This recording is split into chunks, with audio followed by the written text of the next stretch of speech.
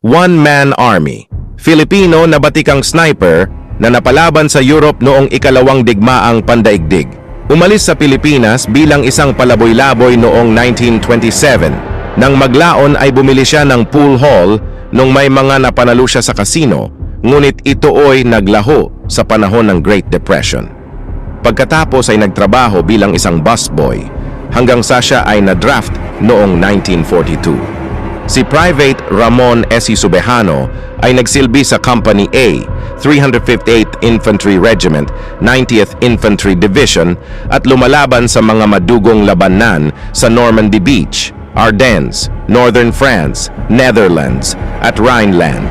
Isa siyang scout sniper at ilang beses na sugatan.